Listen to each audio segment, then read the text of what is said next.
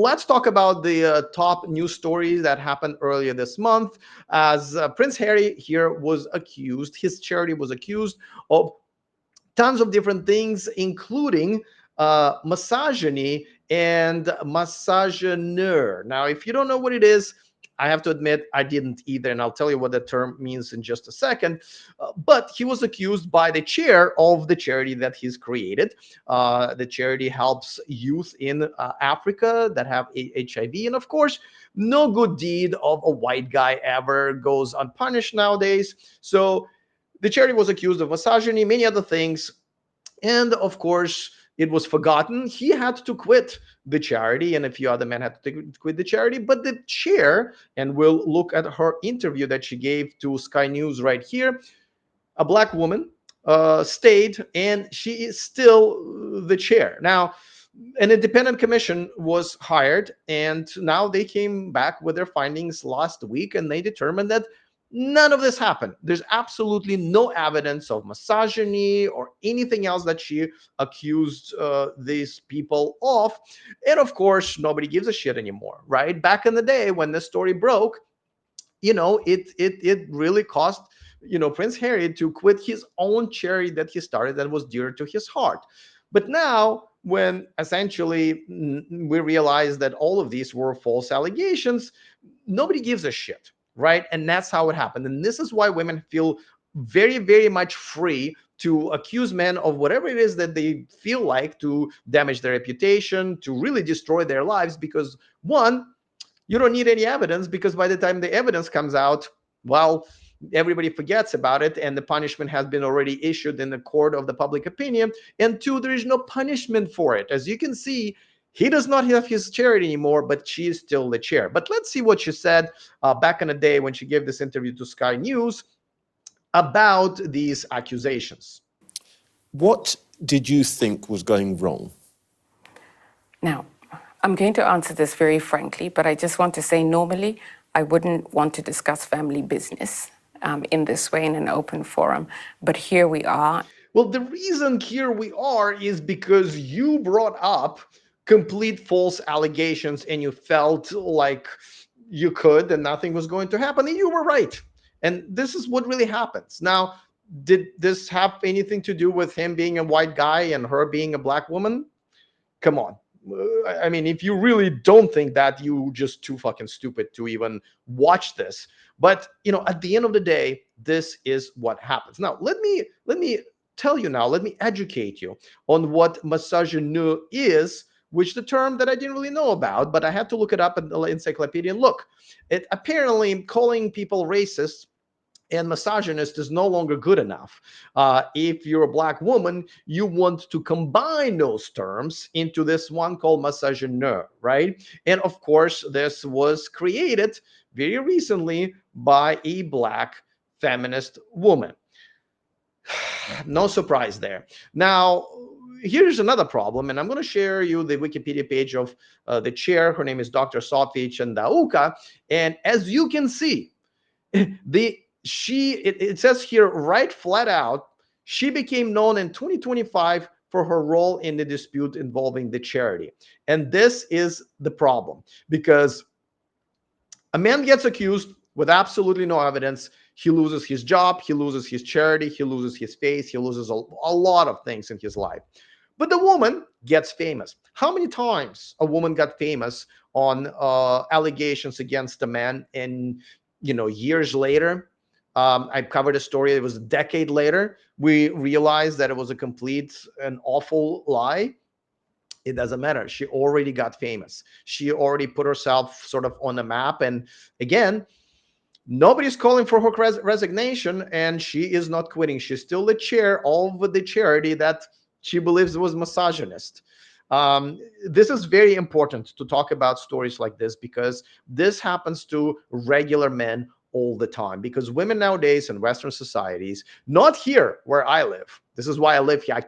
I cannot fathom to live in a country where all a woman has to do is accuse you of any type of crime with no evidence whatsoever, and your life will be destroyed, while her life, one, will not be destroyed.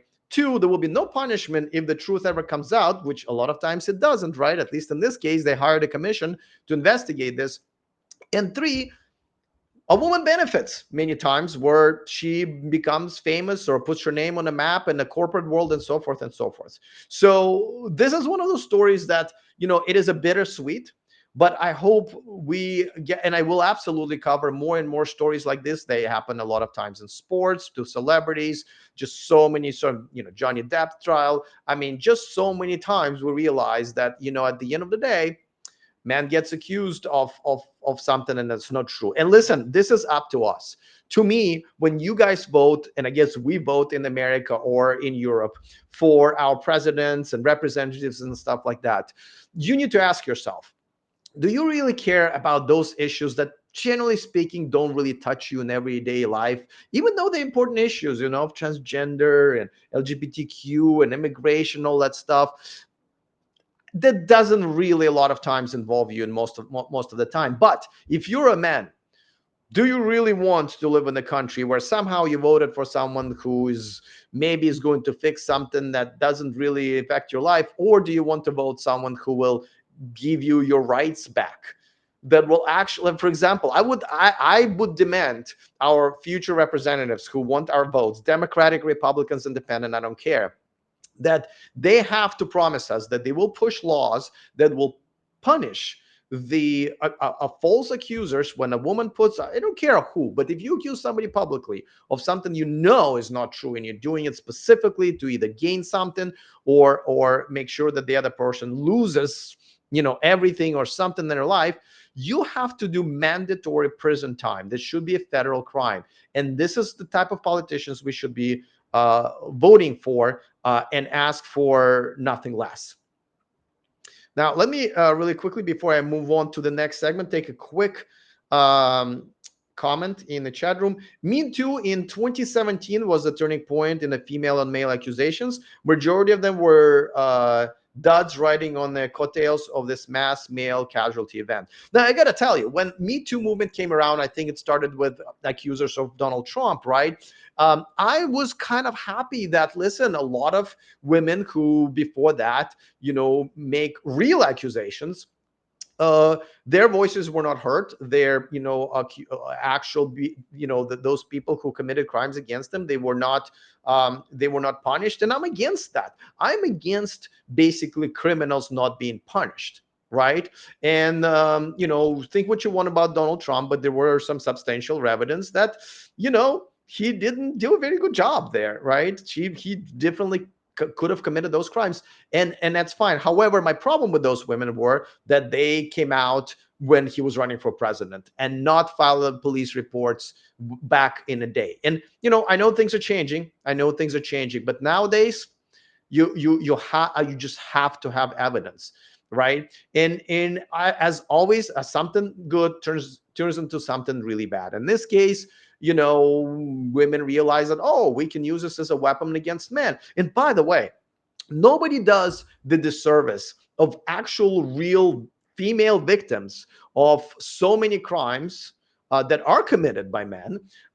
Nobody does bigger disservice to those women than other women who use this for their advantage, or to use this to ruin a man's life, right? Because not only you're using it to ruin someone's life, another man's lives, but you're also making every single true accusation of actual crime mean less and less and less. Because nowadays, men like me, I do not believe women without evidence at all.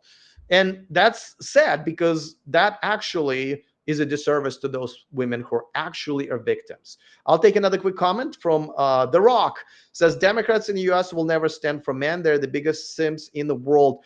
You're wrong. Well, I mean, you're right. But if you think that Republicans have fought for our rights, you're wrong as well. Let's take Donald Trump. Did you know that Donald Trump, to sign this law, one of the most anti-men law, a few years ago, where alimony, which by the way I think I should be outlawed, but it used to be when you pay alimony, you would pay it would be tax deductible, because it actually goes out of your pocket, right? So you could at least write off the alimony.